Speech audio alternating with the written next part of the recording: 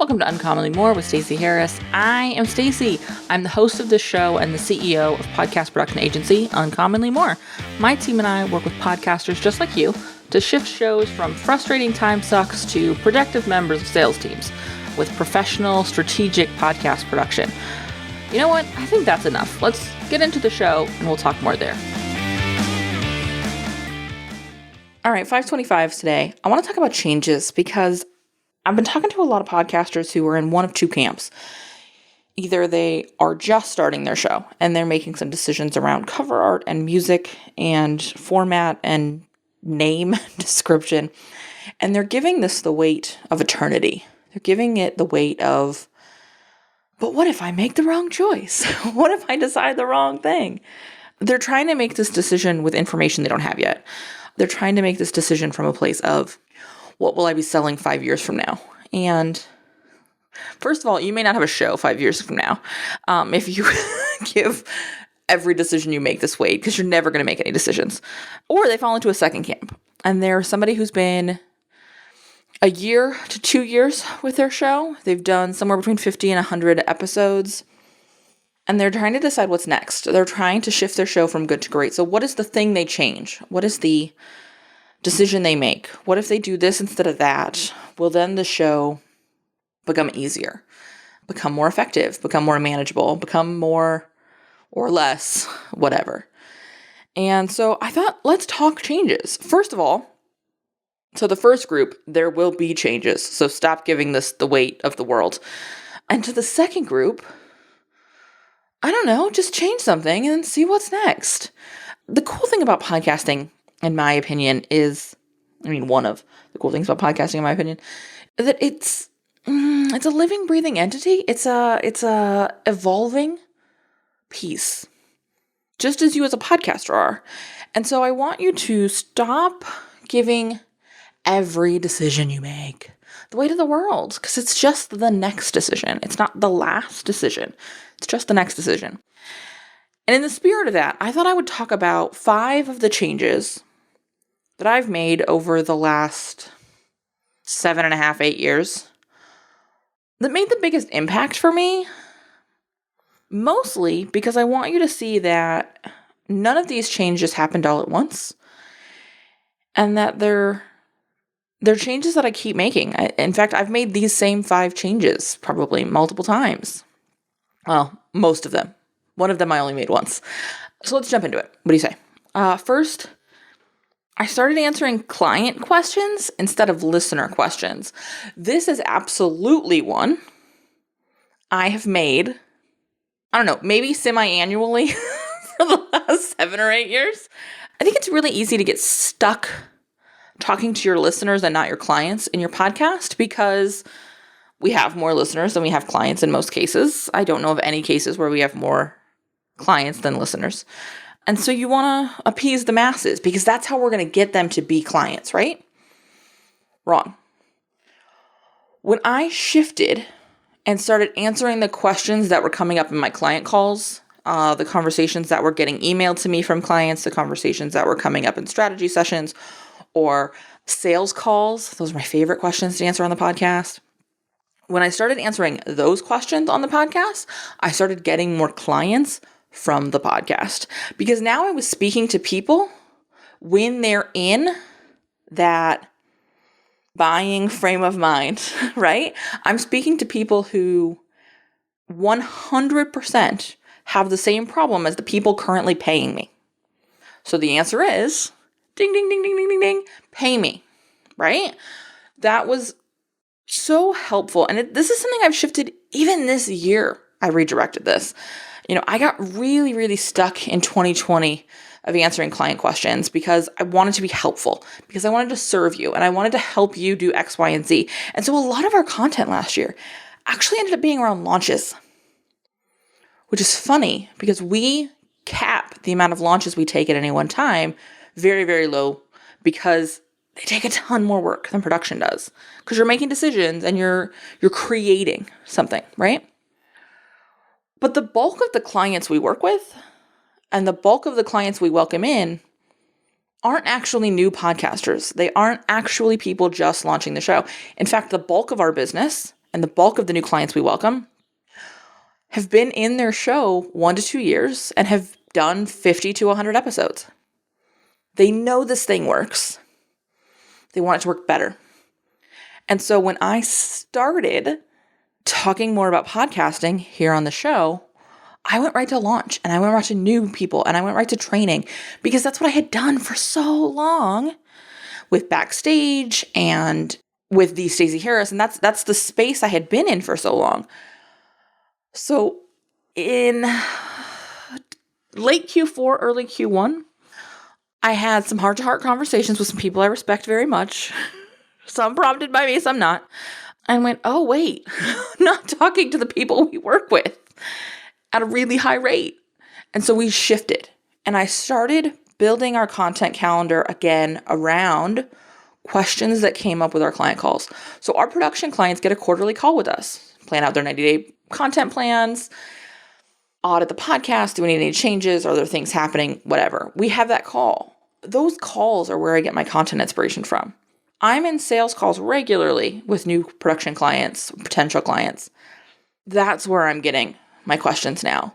That's the stuff we're talking about. And guess what? We're welcoming more production clients per month than we ever have before up until this point. And that will continue to grow. 6 months from now, I'll say now is the most ever, because I've really shifted this conversation to client questions and not listener questions. I'm talking to people who are currently in or going into the time where they're going to actually make a purchase, the point where they're actually going to invest, not just financially, but emotionally and energetically, and get the thing done. All right, let's move to number 2. I stopped focusing on my guests. When this show started, I did 2 episodes a week. We had 1 guest episode and 1 solo episode. Guest episodes went out on Tuesday, and then solo episodes went out Thursday or Friday. I can't remember which. And I, on those guest episodes, really let the guest drive the conversation. And I mean, in prep, I was speaking and researching their expertise, their audience, their topic, their conversation. Like, what points did they want to make? What goal did they have for the show? That's where I was focusing my energy, instead of focusing on my listeners, my audience, my clients, my business, my marketing, which mostly meant I was spending a lot of time and money marketing other people's business, but not like in an affiliate way where I got money off the back end, but just in like a creating work for myself way, which, as I'm sure you know, we don't need any extra. We're solid as it is. And so when I shifted away from focusing on guests and what they wanted to talk about, I was able to do what I needed to do with my show to build my thought leadership, to build my audience, to build my expertise, to build my reputation, to build my business, to build my client list and email list. And that was probably one of the earliest game changers. And this is honestly a decision I had to make twice, because I do still have guests occasionally. So why did this change again? And I'm highlighting this because, again, I want you to realize how temporary your decisions are. Now, we have case study episodes and we have client interviews. And our policy is now, sometimes for guests, when we have a conversation we want to share that's important, I share it. When I have a perspective from someone I want to share with you that's important, I'm going to share it. But the bulk of the conversations you're going to hear when it's not just me are going to be people who work with us, are going to be me showing you what's possible when you work with Uncommonly More. And yes, that's going to be highlighting their expertise. And yes, we're going to be talking about who they are and the impact they have, because we're talking about their show. But it still lines up with our goals for this show. And that's critical. It's so important. You've got to be doing that. All right. So move into number 3. I want to talk about ABR. ABR is a funny thing that up until maybe right now, I've never actually said outside of my own head. And that's always be repeating. Now, I probably shouldn't tell you this, but we're friends. We're all about transparency here. I mostly say the same 6 things over and over again. Really. Like, if you objectively look at the show, I basically say the same 6 things over and over again. And guess what? That's called branding. That's called building reputation. Because there's somebody finding this show all the time. There's also more than a little anecdotal evidence that proves we need to hear the same thing over and over again before it makes an impact in our brain, before we do anything with it. And so, ABR, always be repeating. Now, the side step to this is repeating does not always just mean verbatim repeating myself on the show, although I do a lot of that too. It also means repurposing. It also means taking something I've already created and doing more with it, repeatedly using a piece of content. And so you'll see podcasts in our emails, our email sequences, turned into posts for other people, turned into a conversation I had here may turn into something I talk about on somebody else's podcast. A conversation I have on somebody else's podcast may turn into a podcast episode here. Whatever the case is, ABR, always be repeating, always be repurposing. If you're not absolutely driving yourself crazy, repeating yourself, you're not there yet. You're just not. It's imperative that we keep sharing what our community and clients need. And frequently that comes from just sheer repetition. It really does. It just comes from saying the same thing in new and fun and creative ways. And so early in my show, when I was so afraid that someone would get bored if I just said the same thing, so I would space topics and episodes so far out. Whereas now, I guarantee you there are lines in this show that you've heard in the last 4 shows. There are going to be points in today's episode that are points in previous episodes. And some you'll notice, and some you won't. But if I only say something one time, I'm limiting my impact. And worse than that, I'm limiting your results. I'm limiting the potential of my listenership taking action and seeing the results of doing the thing I've told them about. I don't want to do that. Do you want to do that? I don't want to do that. ABR, always be repeating. 4, this is definitely a decision I make 3 to 5 times a year. I started selling. Now, you may say, well, Stace, there is a promotion in every episode. There is an outro that says, hey, come work with us. But if you objectively, without your deep and intense love for me, listen to some of these episodes, you'll realize that the selling is very passive. It's like, oh, and if you're ready, like, come work with us. That's cool too. That's not helpful. That's not helpful. It's not helpful for you. It's not helpful for me. It's not helpful for my team. Because working with us is a decision.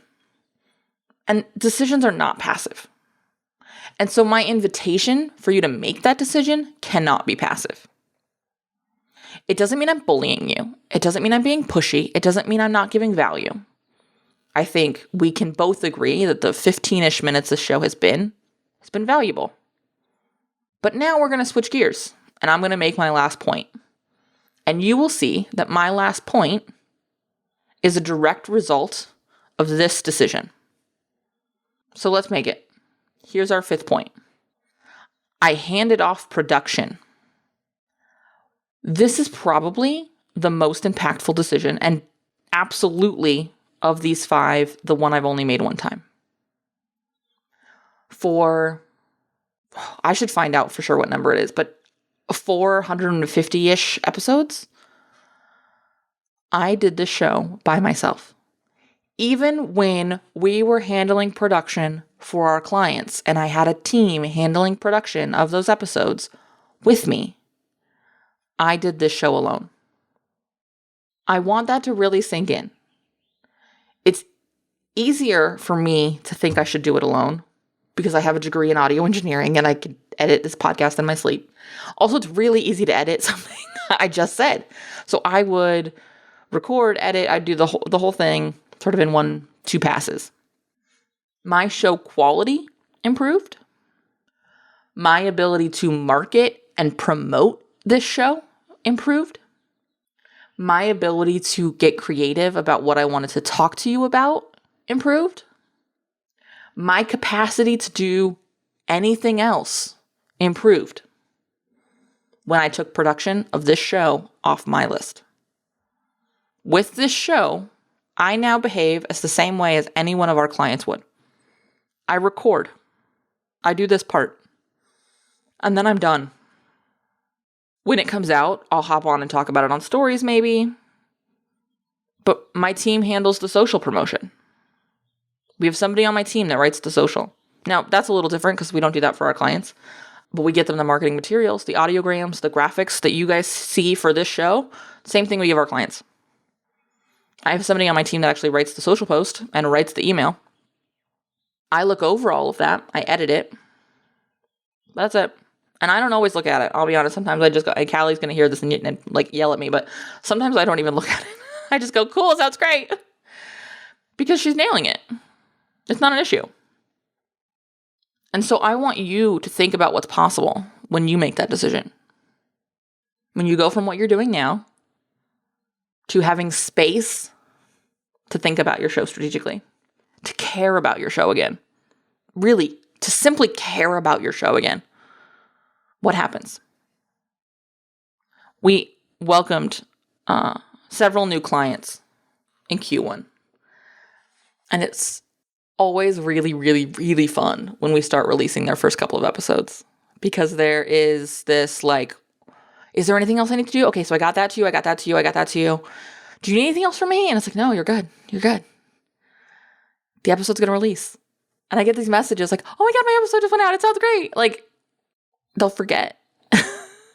Like, oh, it's Tuesday. Episode's drop. Oh, yeah, it's Thursday. I have a new episode released today. Because they know it's happening. It's incredibly cool to have space to care about your show again. A lot is possible when you have space to care about your show again. And when someone besides you cares about your show. And I don't mean listeners. Your audience obviously cares about your show too, but not the way you do. But your team, at least our team, we care about our clients' shows. My team cares about my show. And that's a really cool thing to be able to say. And so I will say that this change is probably one of the most long-term impactful. You know, some of that is what made the other things possible. Because I had the time. I had the capacity to care about anything else except what was next on the to-do list. So that's a big one. If you're ready to do the same thing, let's talk. Let's sit down. Let's have a conversation about what us handling production looks like for you so that you can have the capacity to care about the other things. All right? With that, I'm going to wrap up the show. I will talk to you again next week. Maybe before then. Head over to uncommonlymore.com/podcast production to learn more about what it looks like for Uncommonly More to give you some space to care about your show again. All right? I'll see you again next week. We're going to talk about audio. Kind of. I'll see you next week. If you made it to this point of the show and you still happen to be listening, which statistically is unlikely, I want to say thank you for listening. Thanks for hanging out with me today, and I want to hear from you. So reach out on social or via email and let me know what actions you're going to take from today's episode. Because honestly, that's why we produce this show. That's why I record this show. That's why my team does all the work to release this show. Is so that we can help you. We can help make a difference in your show and consequently in your business. If you haven't left a review for the show, head over to ratethispod.com/more. It's an easy way to show some love to the show and also help us reach more podcasters who are looking for the same kind of support you were looking for. If you have any suggestions or ideas or thoughts you would like me to address on the show, be sure to reach out. Again, like I say a lot, this is the start of the conversation, and I can't wait to hear what you have to say.